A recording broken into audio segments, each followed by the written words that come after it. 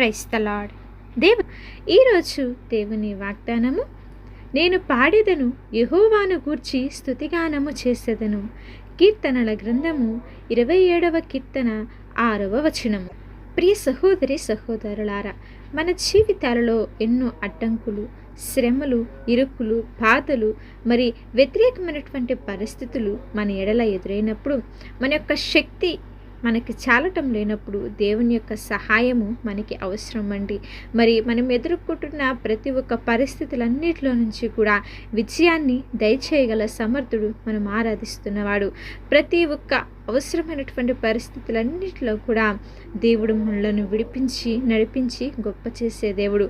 ఆయన సహాయము ఎప్పుడైతే మనకు అవసరమవుతుందో మనము దేవుని వైపు చూస్తే మనకు ఆయన ఆదరణను, తనకి కృపను అనుగ్రహిస్తాడండి. మరి అనేక సార్లు అపవాది చెరలో నుండి మనలను తప్పించి మన యొక్క ప్రయాణాలలో కానీ, బిడ్డల జీవితాలలో, మన కుటుంబాలలో ఎన్నో గొప్ప కార్యాలు, ఆశ్చర్యక్రియలు, అద్భుతాలు జరిగిస్తున్నాడు కదా. మరి మనము దేవుని స్తుతిస్తున్నామా? దేవుని కనపరుస్తున్నామా? మన నోటితో దేవుని స్తుతించే వారంగా ఉంటున్నామా? దావీదు అంటున్నాడు కదా, నేను పాడేదను యెహోవాను గూర్చి స్తుతిగానము చేసేదను. ఎందుకంటే నా శత్రువుల కంటే ఎత్తుగా నా తల ఎత్తబడెను.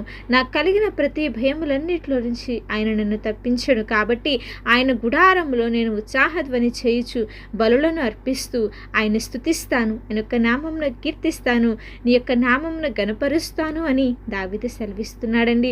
మరి మన ఎడల దేవుడు ఎన్నో అద్భుతాలు చేశాడు, ఎన్నో ఆశ్చర్యక్రియలను చేశాడు.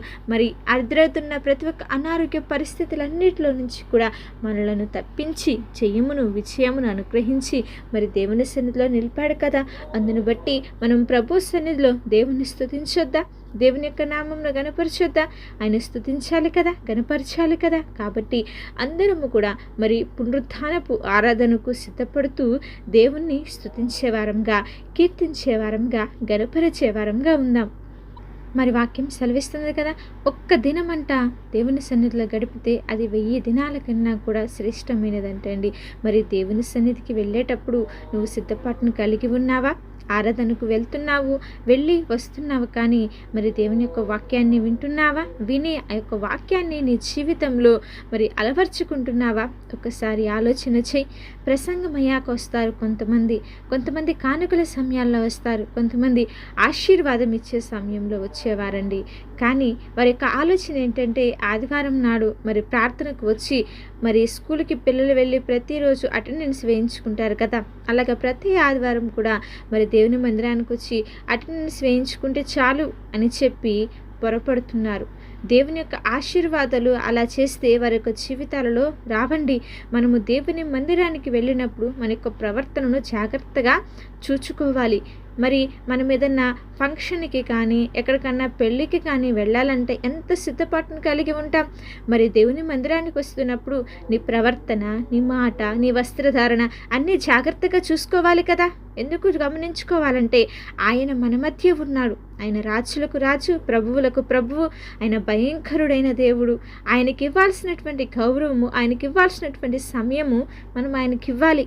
లేకపోతే ఆయన ఉగ్రతకు మనము పాలివారం అవుతాం అన్నటువంటి విషయాన్ని గుర్తుపెట్టుకోవాలండి.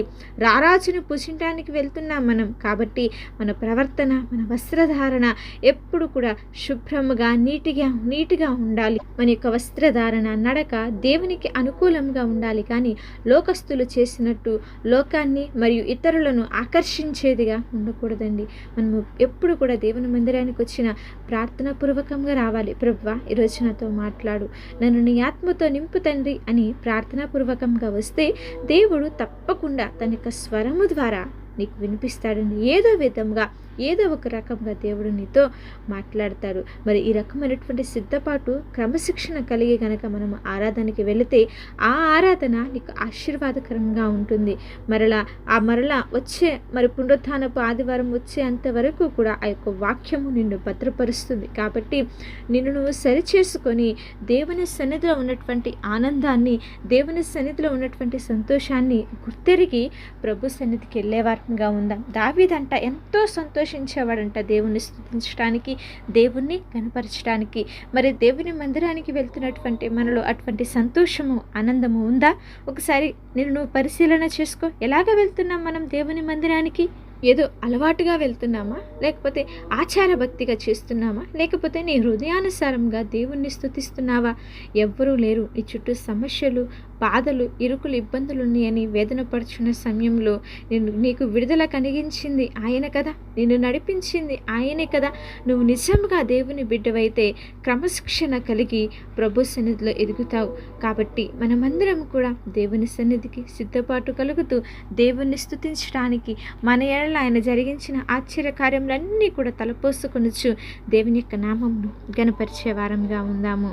మరి చిన్న ప్రార్థన చేసుకుందామా? మాతో పాటు ప్రార్థనలో ఏకీభవించండి.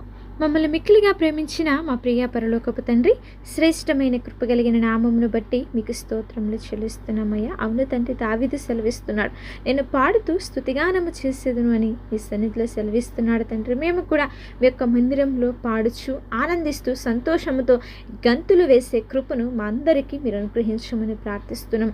వాక్యం వింటున్న బిడ్డల పట్ల గొప్ప కార్యములు మీరు జరిగించండి, వారి కుటుంబాలలో మేలులను మీరు అనుగ్రహించండి తండ్రి. నాన్న, మేమందరం కూడా మీ సన్నిధికి సిద్ధపాటును కలిగి, క్రమశిక్షణ కలిగి, మా యొక్క ప్రవర్తన జాగ్రత్తగా చూసుకొని నీలో ఎదుగుటకు నీ కృపను మాకు అనుగ్రహించండి. ప్రతి ఒక్క బిడ్డను దీవించండి, ఆశీర్వదించండి. వారు ఎదుర్కొంటున్న ప్రతి ఒక్క ఆర్థికపరమైన ఇబ్బందులన్నిటిలో నుంచి విడుదల దయచేయండి. వారు ఎదుర్కొంటున్న అనారోగ్య పరిస్థితుల్లో నుంచి విడుదల, ఆరోగ్యంలో స్వస్థతను మీరు అనుగ్రహించమని ప్రార్థిస్తున్నాం. చేస్తున్న వ్యాపారాలలో వృత్తిని మీరు దయచేయండి, ఉద్యోగాలలో మీరు తోడుండండి. చదువుతున్న చదువుల్లో మంచి జ్ఞానమును, తెలివిని, వివేచనను మీరు దయచేయండి. ఎగ్జామ్స్ రాస్తున్న బిడ్డలు ఉన్నారు తండ్రి, వారికి ఎగ్జామ్స్లో చక్కగా మంచి పర్సంటేజ్తో పాస్ అవ్వటకు నీ కృపను మీరు అనుగ్రహించమని ప్రార్థిస్తున్నామయ్యా. సహాయము దయచేసి నా తండ్రి, నీ సన్నిధిలో ఇంకా పరిపూర్ణంగా ఎదుగుటకు నీ కృపను అనుగ్రహించి నడిపించి బలపరచమని యేసుక్రీస్తు వారి నామములో అడిగి వేడుకొని ప్రార్థిస్తున్నాము తండ్రి. ఆమేన్. అలాగే మీ యొక్క ప్రార్థన అవసరతలు మాకు తెలియచేసిన ఎడల మేమందరము కూడా మీ గురించి ప్రార్థన చేస్తాము. మిమ్మలను, మీ కుటుంబాలను ఆశీర్వదించునుగాక.